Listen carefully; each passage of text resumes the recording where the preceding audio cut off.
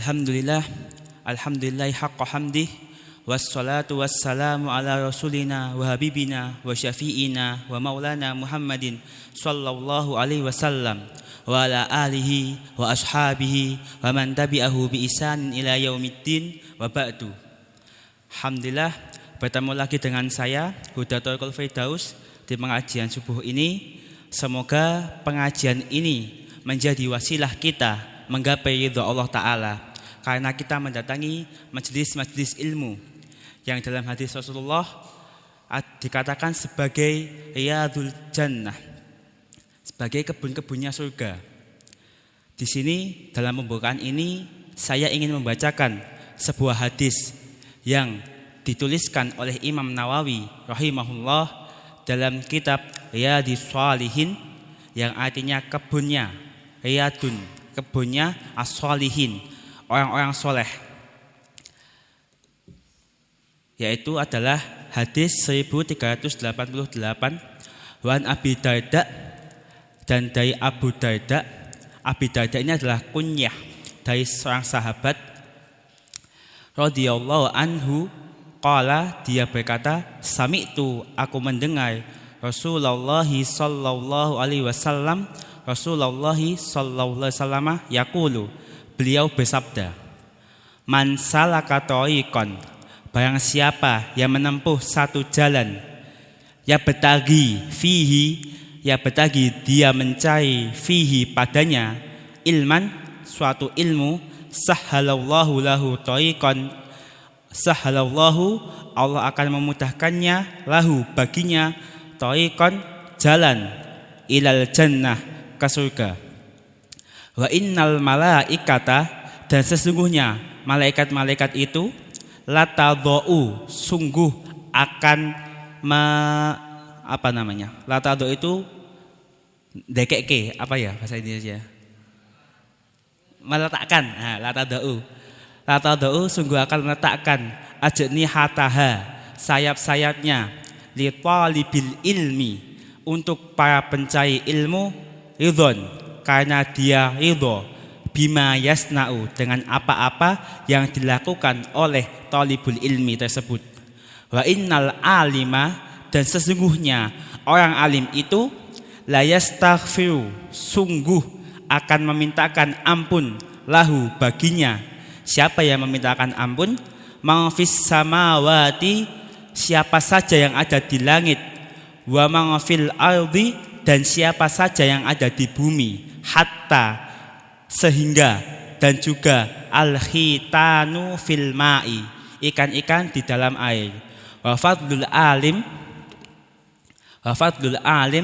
dan kelebihan seorang alim, alal abid, atas seorang ahli ibadah, kafadlil qamar, sebagaimana fadilahnya atau kelebihannya sebuah bulan, ala sa'il kawakibi, atas segala bebintangan, atas semua gugusan bintang. Wa innal ulama'a, dan sesungguhnya ulama itu, warasatul anbiya, pewaris para nabi. Wa innal anbiya'a, dan sesungguhnya nabi-nabi itu, lam yuwarisu, mereka tidak mewarisi dinaron, satu dinar pun, wala dirhaman, dan satu dirham pun. Wa innama, dan sesungguhnya tiada lain nabi-nabi itu, warasul ilma, mereka mewarisi ilmu. Faman akhadahu, dan barang siapa yang mengambil warisan tersebut, yang berarti al ilmu, akhada, dia mengambil, bihaddin wafin, dengan bagian yang menguntungkan. Rawahu Abu Dawud wa Tirmidzi. Akhrajahu Abu Dawud wa Ibnu Majah wa Tirmidzi. Ini adalah referensinya. Jadi kitab Riyadhus Shalihin bukanlah kitab mutun. Imam Nawawi mengambil hadis-hadisnya dari kitab-kitab hadis terdahulu, kitab-kitab asal, kitab-kitab umdah, sebagaimana Kutubus Sittah yang di dalamnya ada Tirmidzi, Sunan Tirmidzi, Sunan Abu Dawud, Sunan Bukhari dan Sahihul Bukhari dan lain-lain. Hadis ini bisa kita dapatkan di kitab Abu Dawud dan juga At-Tirmidzi. Kita bedah satu persatu. Man salaka tariqan yabtaghi fihi ilman sahalallahu lahu tariqan ilal jannah. Pertama. Oh, jangan merah, biru. Ya. Nabi menjanjikan bahwasanya barang siapa saja dari muslimin ini yang dia menempuh satu jalan untuk yabtaghi, dia mencari dengannya ilman, satu ilmu, sahalallahu lahu tariqan ilal jannah. Maka Allah akan memudahkan langkahnya untuk menuju surga. Jadi jalan menuju surga itu banyak Bapak Ibu sekalian. Salah satunya dengan sholat. Ahlu sholat akan masuk ke surga dengan amal sholatnya. Amal sholat wajibnya, amal sholat sunnahnya, dari rawatibnya, dari ba'diyahnya, qobliyahnya, dari sholat fajarnya, dari sholat tahajudnya, dan lain-lain. Ahlu puasa, dengan puasa kita dapat menggapai surga. Dengan puasa sunnah kita, dengan puasa Ramadan kita. Dan juga salah satu jalan menuju surga adalah dengan menuntut ilmu. Yang ketika kita menuntut satu jalan dalam bidang keilmuan, kita mendatangi majelis-majelis ilmu yang yabtaghi fihi ilman. Kita meniatkan di majelis itu untuk mencari suatu ilmu, sahalallahu tariqan ilal jannah. Maka Allah akan menjadikan hal ini sebagai wasilah, sebagai perantara memudahkan kita untuk memasuki jannahnya kelak. Mungkin ini adalah salah satu jalan yang paling mudah. Karena apa? Kita tinggal datang ke majelis ilmu, kita duduk di sana, kita meniatkan untuk mencari ilmu, maka itu adalah jalan menuju surga kita. Maka marilah kita selalu meniatkan sebelum kita mendatangi masjid ini, kita niatkan apa yang akan saya lakukan di masjid itu. Apa yang membuat saya bergerak ke masjid itu. Dulu di pondok Ustadz kami, Syekh kami, Kiai Haji Mudakir Hafizahullah mengatakan kepada kami, nak, kalian di pondok ini nak, sebagaimana kalian di kebun buah. Kalian di kebun buah yang rindang, banyak buah-buahan yang dapat kalian ambil sesuka kalian dengan berbagai jenis buah-buahan. Namun kalian diberi waktu yang sedikit, silahkan ambillah bagian mana yang kalian suka. Ambillah bagian mana yang kalian senangi, karena waktu kalian hanya terbatas. Tapi jika kalian menyia-nyiakan waktu kalian, maka waktu kalian akan sia-sia. Jika kalian masuk kebun ini, ada buah anggurnya, ada buah jambunya, ada buah apelnya, ada buah lain-lainnya. Tapi kalian ketika masuk kebun ini, malah kalian melihat, ada ulatnya ya, ulatnya bagus. Ada kupu-kupu ya, kupu-kupunya bagus. Kalian tidak fokus pada tujuan kalian memasuki kebun buah ini.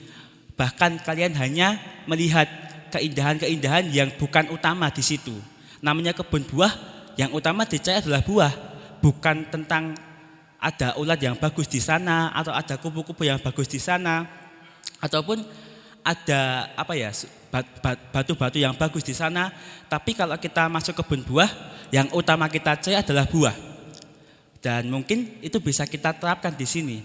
Ketika kita di masjid ini, kita itu fokus apa yang akan kita cari di masjid ini. Masjid adalah tempat ibadah. Ketika kita di masjid, kita lebih fokus untuk melakukan ibadah kepada Allah. Maka kita fokus di sini, kita mau ngapain?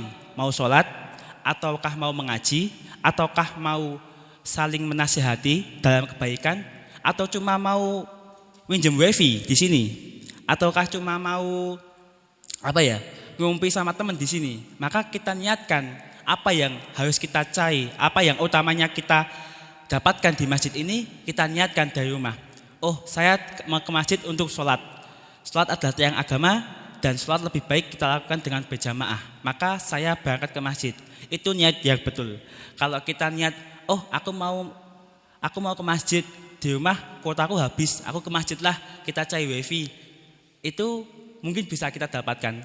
Tapi itu sia-sia Bapak Ibu sekalian. Karena tujuan kita utama di masjid adalah untuk melakukan kebaikan-kebaikan yang Allah perintahkan kepada kita. Maka marilah kita meluruskan niat kita untuk mencari ilmu ini. Untuk apa kita datang ke sini? Untuk apa kita berkumpul di masjid ini? Yang kedua, wa innal malaikata la tad'u ajnihataha li talibil ilmi ridwan bima yasna. Frasa kedua adalah janji Allah Ta'ala bahwasanya malaikat-malaikat, al-malaikata itu adalah jamak dari kata malaikat. Jadi kayak di bahasa Arabnya itu malakun, itu satu malaikat. Al-malaikatu, malaikat-malaikat. Tapi setelah masuk bahasa Indonesia, malaikat adalah satu malaikat. Sebagaimana ulama. Ulama di bahasa Arab, ulama adalah orang-orang alim. Adalah ulama-ulama, tapi di Indonesia alimun satu ulama, ulamaun ulama-ulama. Jadi ada kayak perbedaan bahasa, perbedaan serapan bahasa.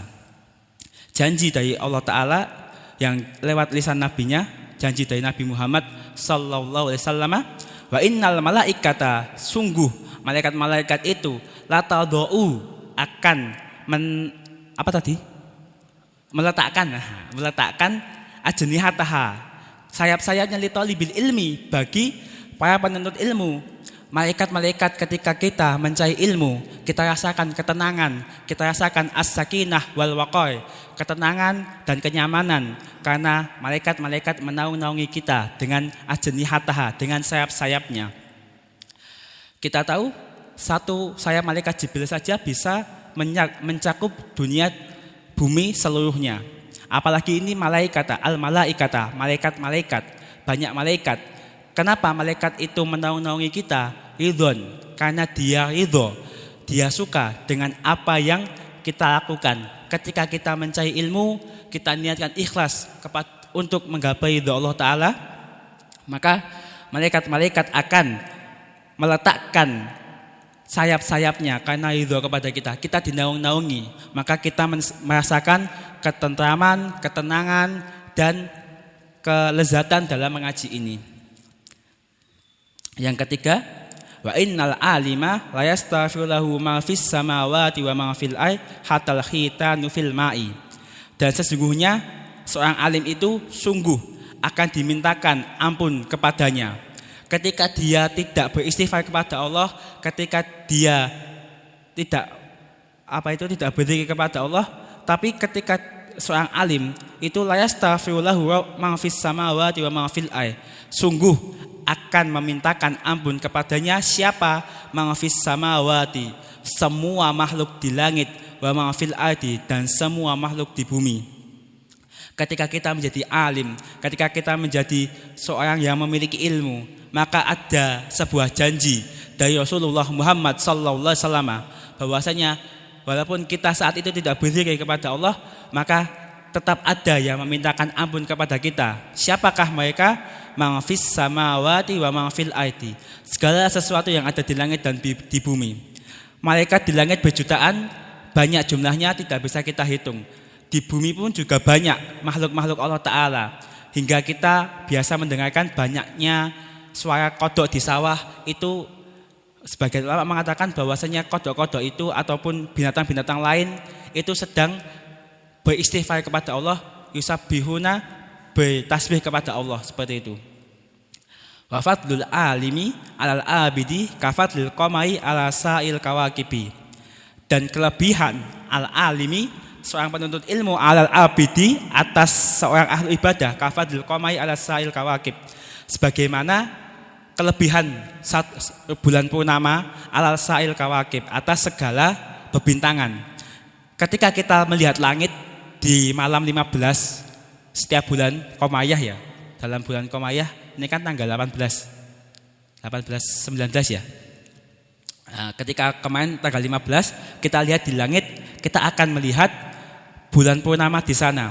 Dan ketika kita melihat bulan purnama dibandingkan dengan bintang-bintang, maka fokus pertama kita adalah kepada bulan purnama, karena keindahannya, karena keelokannya, karena keagungannya, kebesarannya, maka kita lebih fokus melihat bulan purnama ini. Begitupun dengan al-alim, orang yang berilmu, dibandingkan dengan al-abid, orang yang ahli ibadah. Ketika kita memiliki ilmu, maka ibadah kita bisa diganjar Allah Ta'ala, akan diganjar Allah Ta'ala. Karena apa? Karena kita tahu atas dasar apa niatan kita melakukan suatu amalan itu. Sedangkan al-abid itu hanya memperbanyak amal ibadahnya saja tanpa tahu kenapa dia melakukan ibadah itu. sholat itu wajib, ya sholat.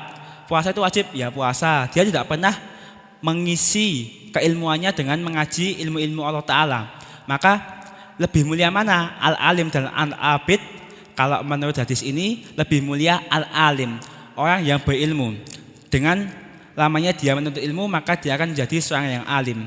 Maka marilah kita terus menerus untuk meningkatkan keilmuan kita hingga kita mencapai derajat al-alim.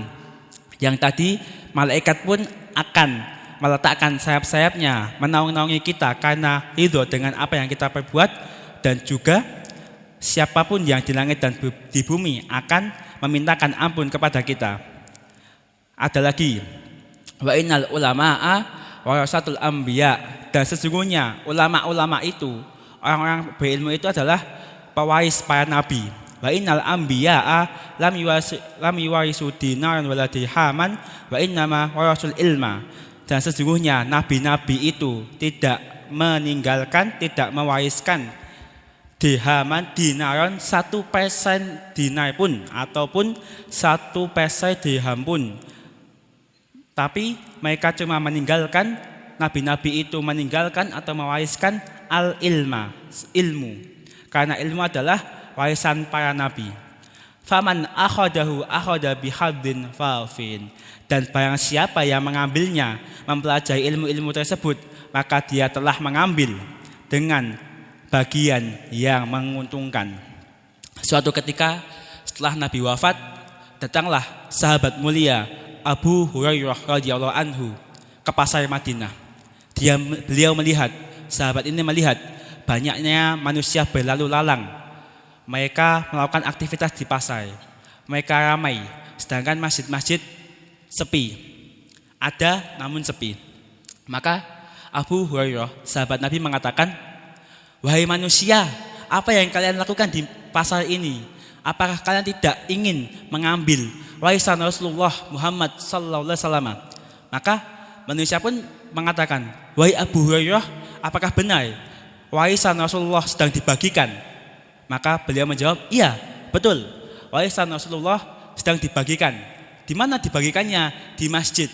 Maka manusia-manusia tadi berbondong-bondong menuju Masjid Nabawi. Mereka yakin bahwasanya warisan Rasulullah sedang dibagi-bagikan di sana. Maka Abu Hurairah menunggu di pasar tersebut hingga datanglah kembali para manusia. Maka sahabat tadi Abu Hurairah mengatakan, bagaimana wahai manusia?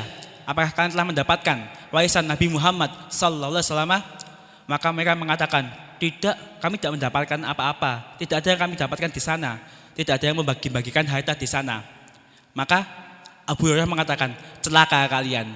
Warisan Rasulullah bukanlah uang, bukanlah harta, bukanlah dinar, dan juga bukanlah dirham. Tapi apakah warisan Rasulullah itu? Warisan Rasulullah adalah al-ilmu. Apakah kalian di sana tidak mendapati banyaknya majelis-majelis ilmu, adanya halaqah-halaqah ilmu? Ya, itulah warisan Rasulullah. Itulah yang Rasulullah mewariskan kepada kita. Maka manusia pun mau marah tapi juga malu. Mereka itu kayak dinasihati tapi tidak secara langsung oleh sahabat Abu Hurairah.